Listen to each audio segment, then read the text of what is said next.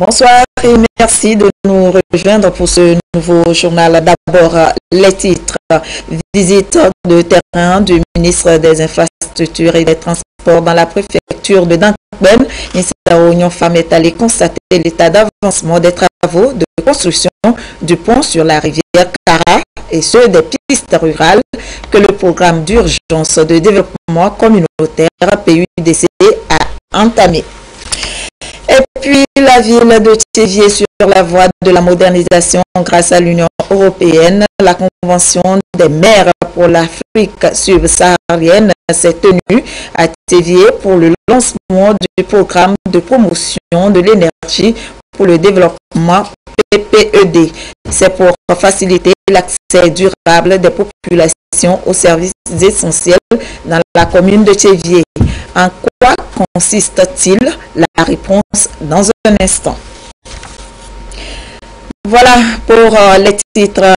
On commence par cette information. Le chef de l'État, Faure Gnassingbé, est arrivé ce 28 janvier en fin de soirée à Addis Abeba, la capitale éthiopienne, siège de l'Union africaine, où se tient la 28e session ordinaire de la conférence des chefs d'État et de gouvernement de l'organisation panafricaine, placée sous le thème « Tirer pleinement parti du dividende démographique en investissant dans la jeunesse ». La réunion intervient dans un contexte de changement majeur au sein de l'institution. Ainsi, une retraite des chefs d'État et de gouvernement précédera l'ouverture proprement dite du sommet et sera consacrée au dossier de la réforme institutionnelle de l'Union pour laquelle un groupe d'experts a été commis sous la conduite du président Kagame du Rwanda en juillet 2016. Dans le même ordre d'idées, l'évolution vers plus d'autonomie tiendra une place importante.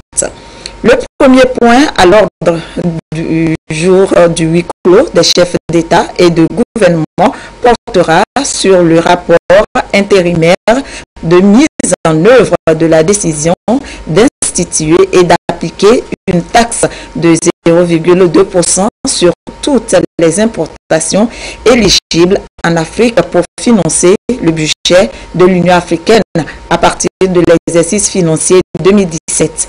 Le changement au sein de l'institution pourra également concerner les nombres des États membres de l'Union. Les chefs d'État et de gouvernement se prononceront en effet sur la demande d'adhésion du Royaume du Maroc à l'Union africaine. Le renouvellement complet de la Commission de l'Union avec une élection très disputée à la présidence de cet organe consacrera l'ère des changements annoncés et attendus avec la tenue de cette session ordinaire qui focalisera l'attention de tout le continent et verra par ailleurs la participation du nouveau secrétaire général de l'ONU.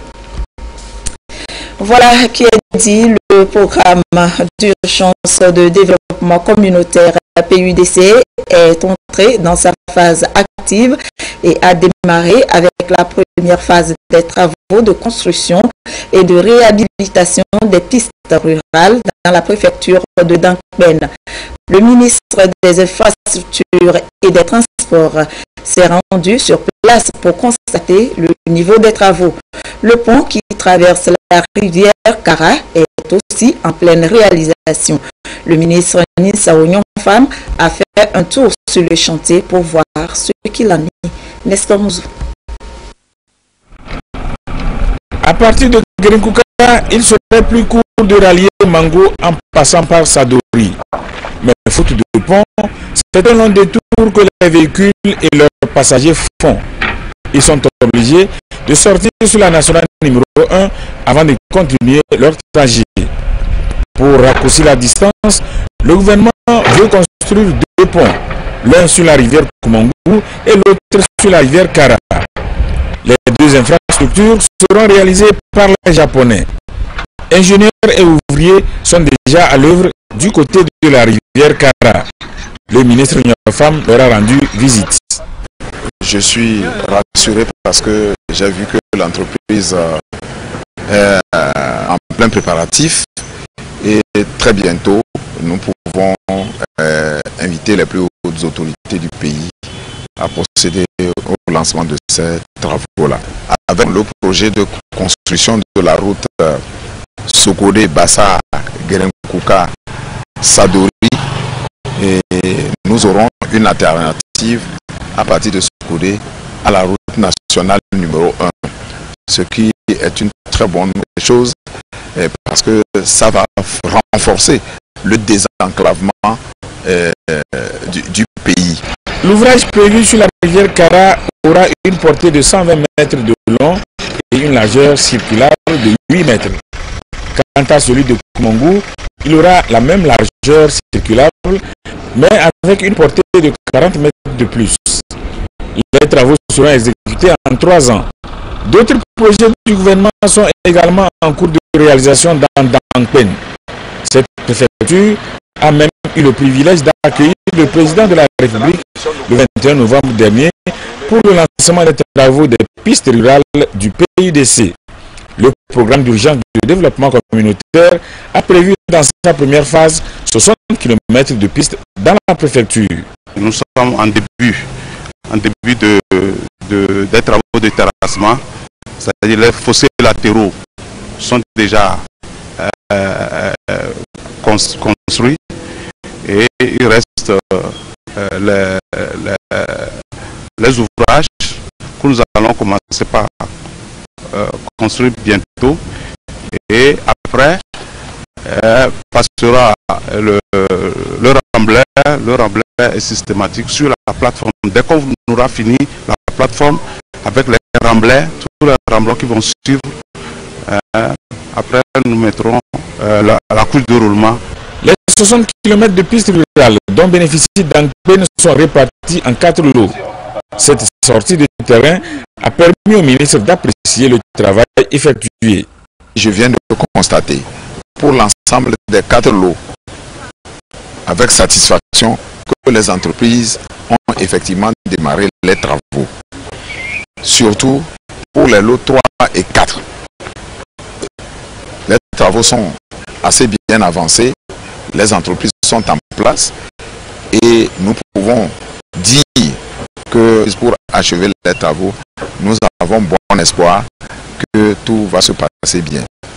Quant au lot 1 et 2, l'entreprise a fini son installation, le personnel est en place. Et compte tenu des moyens dont dispose cette entreprise, avec l'expérience acquise sur le terrain, dans la réalisation de ces infrastructures, nous n'avons pas de doute que s'il y a une surveillance rapprochée, les travaux resteraient dans les délais. La première phase de construction des pistes rurales du PIDC accorde un délai de 7 à 9 mois aux entreprises pour finir leurs travaux. Un nouveau plan de formation pour un ministère plus performant, celui de la fonction publique, du travail et de la réforme administrative. Les agences se sont imprégnées du contenu avant sa validation, un projet qui sera bientôt mis en œuvre. Il s'agit en effet d'un outil de gestion et de planification des ressources humaines pour accompagner l'implantation du nouvel organigramme du ministère pour une administration plus efficace. Antoinette Omao, Vovor. Les réformes administratives et la modernisation des services de l'État nécessitent une meilleure qualification et des performances requises. Celle-ci passe d'abord par une performance individuelle afin de relever les défis d'une administration publique efficace et disponible à tous. Mais avant toute chose, une formation continue des agents s'avère nécessaire. C'est ce qui justifie l'élaboration de ce plan de formation du ministère de la fonction public, du travail et de la réforme administrative. L'administration traduit dans les faits les grandes orientations du gouvernement, l'action publique. Et comme tel, les hommes et les femmes qui animent l'administration publique, s'ils ne sont pas bien outillés, ils ne peuvent pas traduire dans les faits ces grandes orientations suivant des normes et procédures adaptées. D'où l'importance de cet atelier-là, afin que le personnel du ministère de la fonction publique qui accompagne les autres ministères puisse avoir les moyens requis pour pouvoir accompagner et suivre l'évolution des grandes politiques de l'État. Ce plan triennal de formation proposé par le cabinet dénommé Défis et stratégies Togo est un outil de gestion et de planification pour répondre aux exigences de l'heure. Le ministère de la fonction publique, en tant que ministère, je dirais leader en matière de réforme administrative, de modernisation de l'État, fait figure un peu de modèle. Donc, elle est obligée de pouvoir appliquer les pratiques modernes de management pour un peu donner l'exemple aux autres ministères et par un entraînement positif, les inciter aussi à suivre le pas. Il s'agira de donner plus de moyens aux agents de l'administration publique à travers des formations à court et à long terme. Le groupe technique consultatif pour la vaccination a démarré ses activités officiellement. C'est un groupe créé par le gouvernement togolais qui est chargé de donner des orientations pour une meilleure politique vaccinale. Le but est de parvenir à réduire sensiblement certaines pathologies dans le pays. Sylvain Abdou. Le Togo s'engage à améliorer davantage ses performances en matière de couverture vaccinale. Et les efforts dans ce sens sont remarquables en ce qui concerne les maladies dites évitables par la vaccination. La poliomyélite, la méningite et le cancer sont les maladies les plus citées. Il s'agit pour l'État togolais de répondre aux exigences régionales qui recommandent à chaque pays de mettre en place un groupe technique consultatif pour la vaccination. Composé d'experts, ce groupe entend ici définir des orientations dans la poursuite des actions déjà entreprises en la matière au profit de la population. Il faut nécessairement un groupe qui se penche sur la nécessité de continuer le programme élargi de la vaccination. Quelles sont les mesures correctives et éventuelles à apporter au programme pour avoir toujours les résultats attendus pour protéger les enfants qui vont naître et qui naissent contre les pathologies. Le gouvernement togolais attache du prix à cette cellule technique chargée d'élaborer des pistes, des mécanismes pour la mise en œuvre des politiques pertinentes de vaccination en lien avec les priorités nationales de santé. Et déjà, ce groupe consultatif envisage des actions pour l'éradication de certaines pathologies. Pour les 5 prochaines années, nous allons introduire certains nouveaux vaccins, tels que le vaccin contre la rougeole et la rubéole, le vaccin contre la méningite. Il y a aussi le vaccin contre le vaccin pour la prévention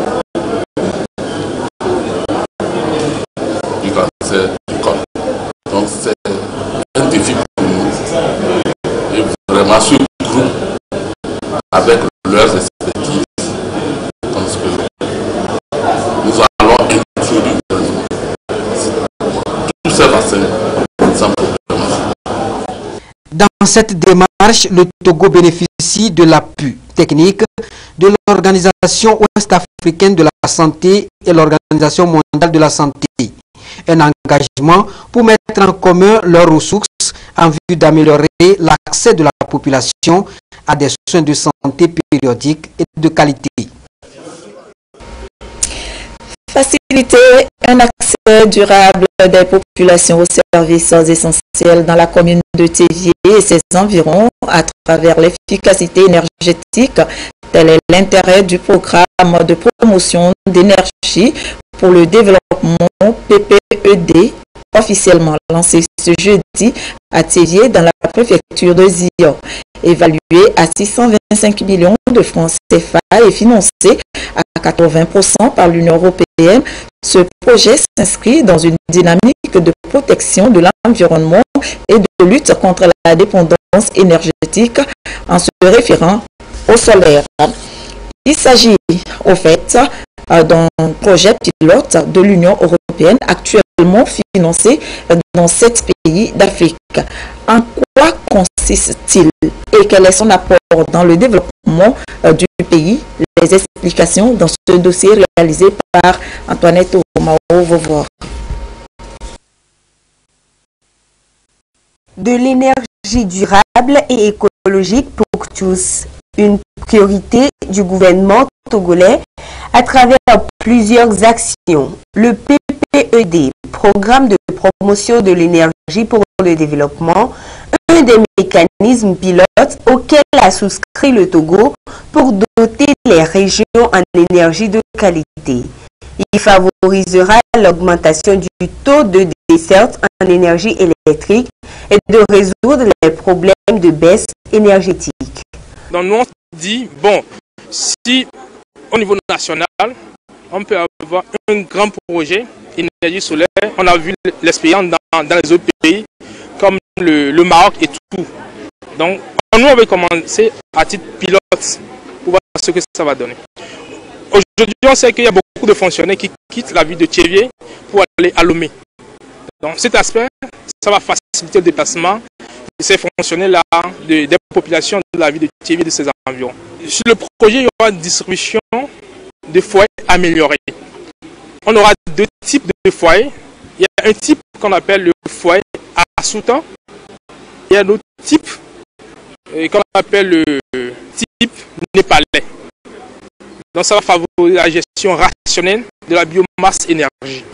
La formation à la gestion et à la maintenance des installations, puis la fourniture des équipements et des pièces de recharge sont des points saillants qui offriront en plus de l'énergie renouvelable de l'emploi aux populations à la base. Quand on amène les lampadaires dans le foyer, ça permet d'abord à ses soeurs, ses frères d'étudier sous l'éclairage et puis pouvoir restituer ça et évoluer, ça amène le progrès dans ce sens. De l'autre côté, les activités économiques liées à l'électricité qui sont empêchées parce qu'il n'y a pas de l'énergie électrique seront boostées. Pour les foyers améliorés, nous savons qu'en utilisant les fagots de bois, d'abord il y a la pollution. Les foyers améliorés limitent beaucoup, pas limitant les fumées, la pollution, et ils promettent ce qu'on appelle une santé humaine vraiment efficace. Théviers, choisi comme ville pilote de ce projet au Togo, bénéficiera des kits solaires, des lampadaires solaires pour l'éclairage public et de 2000 foyers améliorés au profit des ménages et 2 bus pour le transport interurbain Théviers-Lomé. Épilogue de la session de formation sur les enquêtes et les recoupements fiscaux des agents de l'Office togolais des recettes OTR. Ils ont été outillés en techniques et méthodes pouvant les aider à lutter efficacement contre les évasions fiscales et la fraude. Une initiative soutenue par la BAD, la Banque africaine de développement. Sonia Meniko. À l'heure où les manœuvres frauduleuses prennent de plus en plus d'ampleur, il importe de disposer d'un personnel compétent pour détecter les fraudes fiscales. C'est à cet exercice que se sont prêtés ces agents de l'Office togolais des recettes OTR. Ils ont été outillés sur les nouvelles technologies et les moyens à utiliser dans les enquêtes et regroupements fiscaux. Nous sommes passés d'un système déclaratif vers le système déclaratif autoliquidé, dont le couleur est le contrôle fiscal. Qui parle de contrôle fiscal parle d'enquête sur le terrain. Cette formation vient donner les outils nécessaires afin de bien aider nos contribuables, qui sont nos partenaires, à bien participer au développement de leur pays. Aujourd'hui, dans le processus peut-être du déroulement de l'enquête, nous avions des phases que nous avons retenues aujourd'hui, la sélectivité des dossiers, là, comment est-ce que ça se faisait avant. Et pour donner juste un exemple précis, il y avait une recherche préalable qui devait être faite, et à la base de cette recherche-là, maintenant, le dossier pouvait être programmé en enquête. Donc, les experts nous ont appris aujourd'hui qu'il y a des outils d'analyse risque qui peuvent être utilisés pour pouvoir sélectionner les dossiers qui doivent être présentés ou bien proposés en enquête. Comment est-ce que nous pouvons déjà soupçonner depuis le bureau et qu'il y a un montage qui est en train de s'opérer, un montage de dissimulation ou de fraude fiscale qui est en train de s'opérer sur le terrain. Dans cette mission de mobilisation de fonds pour les caisses de l'État, l'OTR est appuyé par la Banque africaine de développement BAD. L'institution apporte son appui à cette formation. La gestion du changement et la nouvelle culture que l'OTR veut donner à son personnel. C'est de faire en sorte que le contribuable voit l'OTR comme un facilitateur. C'est ce changement de mentalité que nous aimerions que le personnel de l'OTR s'approprie de ce changement-là et le mettre en œuvre. Donc, cette formation est capitale dans ce sens-là. C'est pour cela que la banque a été très heureuse d'accompagner l'OTR. Cette formation s'inscrit dans le contexte du projet d'appui à la gouvernance fiscale élaboré par l'OTR afin d'assurer une mobilisation conséquente des recettes et faire un suivi des fonds collectés. Les participants ont été appelés à plus d'engagement dans leur mission, lutter contre la fraude et l'évasion fiscale. Vers une dématérialisation du timbre fiscal au Togo, une rencontre d'information entre les agents des régies financières s'est tenue cette semaine à Lomé. C'est une démarche qui s'inscrit dans la volonté du gouvernement d'inclure totalement le numérique dans le fonctionnement des différentes institutions du pays. Elle se situe également dans la même dynamique que le projet e-gouvernement et d'autres projets d'interconnexion. Les conclusions de la réunion avec Ramdan Bassina. Le continent africain est de plus en plus révolutionné par le numérique dans tous les domaines d'activité. Cette transformation est remarquable au Togo avec la mise en place du e-gouvernement et d'autres programmes d'interconnexion. La plupart des régies financières sont aujourd'hui numérisées et la société No Post entend accompagner le Togo dans cette dynamique. Elle propose un nouveau logiciel de gestion des timbres avec un avantage de traçabilité et la sécurité des recettes fiscales. Les timbres postes et fiscaux en papier laisseront donc place aux timbres numériques. Comment vous faites aujourd'hui pour acheter un timbre? Vous rendez bien dans une régie financière, je pense. Le principe est exactement le même. Au lieu d'avoir un timbre, vous aurez effectivement une empreinte numérique intelligente et digitale et traçable qui sera émis au travers de cette machine. Le produit qu'on évoque ici, effectivement, c'est dans le cadre d'une dématérialisation du timbre fiscal et municipal. Aujourd'hui, ça veut dire une élimination du papier, une traçabilité au niveau d'une machine. Bon, c'est un produit, c'est de la démonstration réelle, palpée par les utilisateurs. Après la présentation du produit aux agents de régie financière en novembre dernier, aujourd'hui, il est important de tester la machine pour apprécier son efficacité. Elle viendra améliorer la transaction au niveau des structures de l'État qui ont la charge de la collecte et de la gestion des recettes fiscales, notamment celle des timbres. Le système fonctionne sous forme de crédit qu'on accorde à l'opérateur qui va l'utiliser et qui va rendre compte avec les différents rapports qu'on peut produire à la fin. Donc c'est un système quand même performant qui permet de mobiliser les recettes sur les thèmes fiscaux.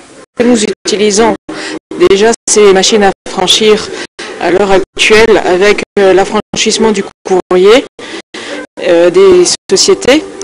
Et donc nous recommandons vraiment ces machines parce qu'elles permettent de collecter toutes les taxes et les impôts au niveau local. Et ça permet de pouvoir améliorer les recettes de toute société collectrice d'argent. Cette machine fiscale que propose la société française Néopost au pays en développement est une solution innovante pour améliorer également l'efficacité des processus courriers à l'ère du numérique.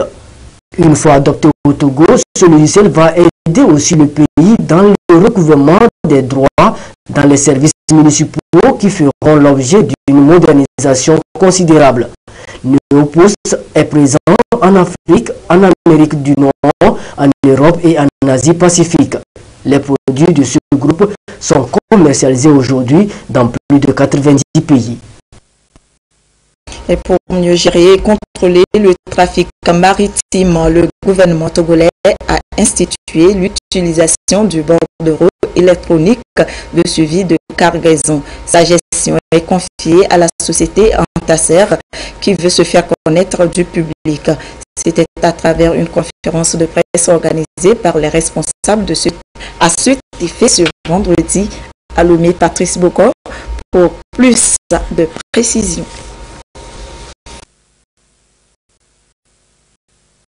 Par arrêté interministériel numéro 001 du 8 avril 2015, le gouvernement togolais a confié à la société Antaser l'émission et la gestion du bordereau électronique de suivi de cargaison BSC, un instrument de contrôle de trafic maritime en matière de valeur et sécurisation des marchandises en provenance ou vers le Togo.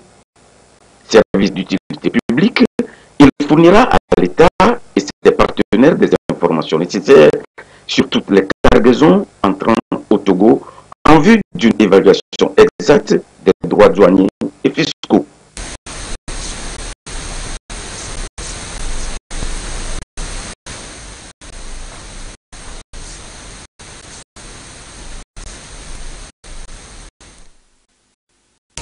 Un petit souci au niveau du son et on va y revenir. À l'étranger, Donald Trump ne veut pas des musulmans aux États-Unis, l'objet d'une vague mondiale de critiques. Samedi, plusieurs dirigeants du monde ont fait part de leurs inquiétudes à propos de la politique anti-immigration menée par Donald Trump.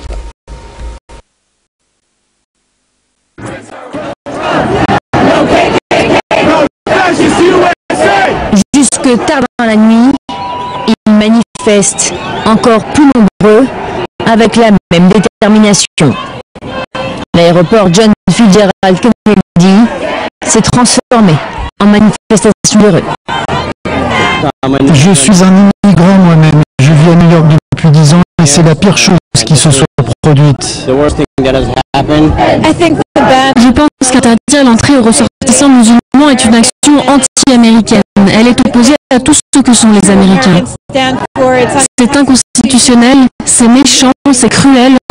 Et nous sommes ici pour dire que nous soutenons l'immigration aux États-Unis et que nous appuyons tout particulièrement les gens qui sont coincés à l'aéroport et qui ont le droit d'être ici.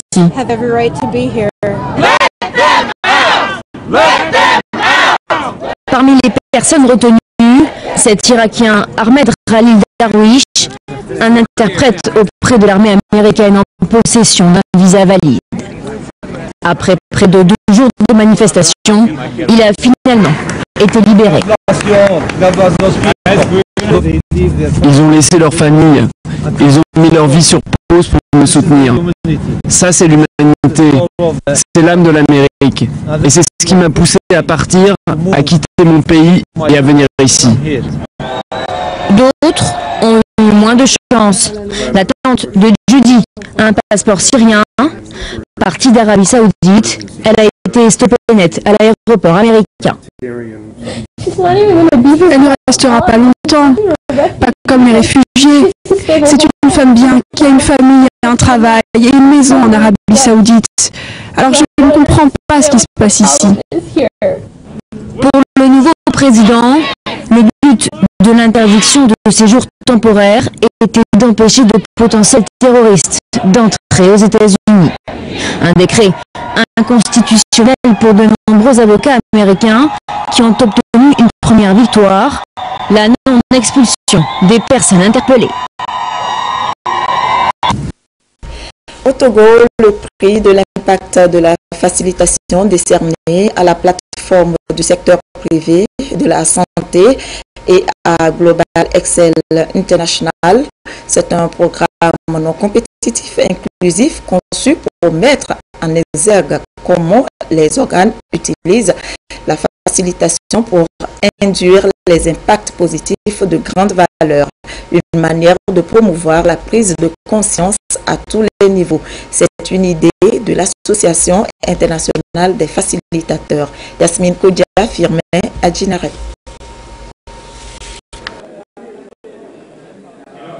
La mission de l'Association internationale des facilitateurs, AIF, basée aux États-Unis, est de promouvoir et de faire avancer l'art et la pratique de la profession de facilitation.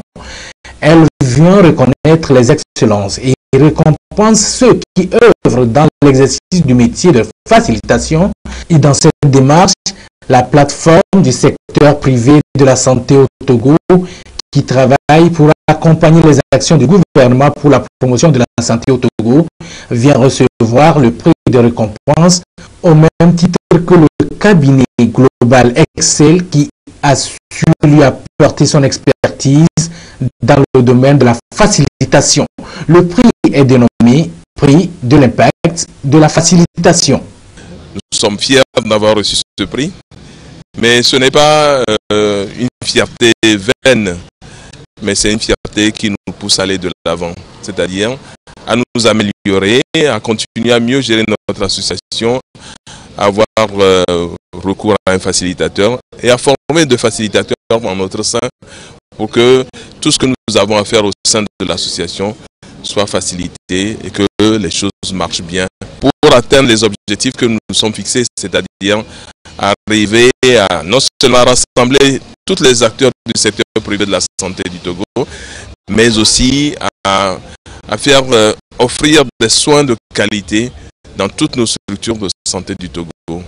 Une première du genre au Togo et même en Afrique, ce prix est un geste remarquable apprécié par le ministre de l'Enseignement supérieur et de la Recherche, Octave Nikwe-Brom. Double remise de prix. Prix de la facilitation et prix toujours dans le même sens, mais qui met en avant la plateforme de la santé du Togo, initiative d'acteurs privés, des acteurs qui interviennent dans le domaine de la santé, dans tous les domaines confondus.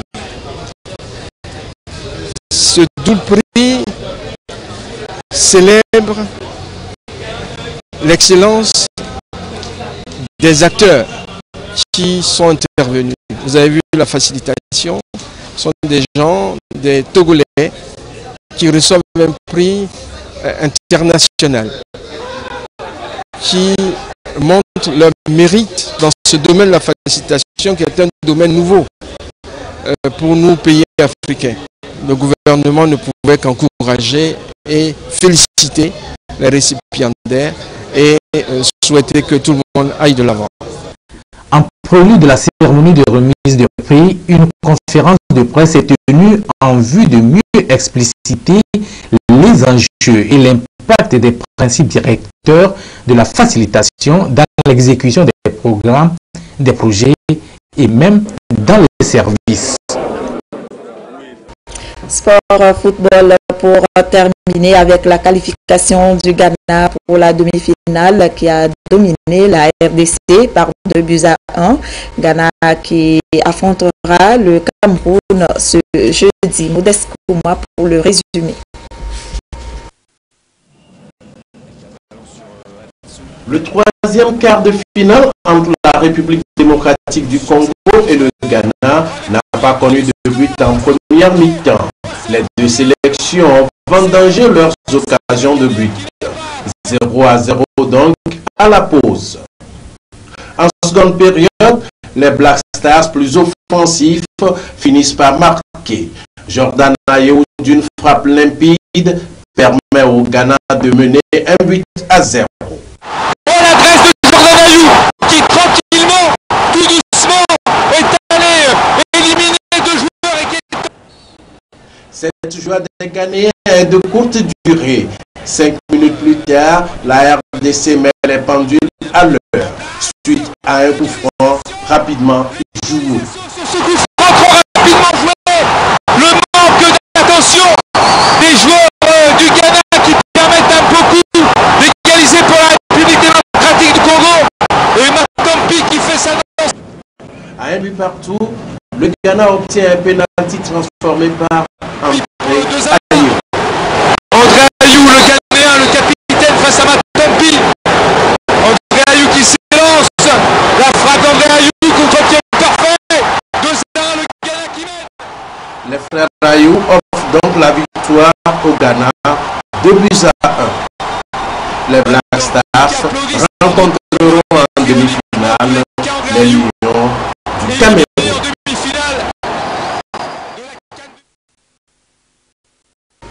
Voilà, l'Égypte s'est aussi qualifiée pour la demi-finale en battant le Maroc 1-0. Merci de votre présence. Retrouvez Adolphe Parka pour le journal de nuit à 22h30. Je vous souhaite une très belle soirée et un bon début de semaine.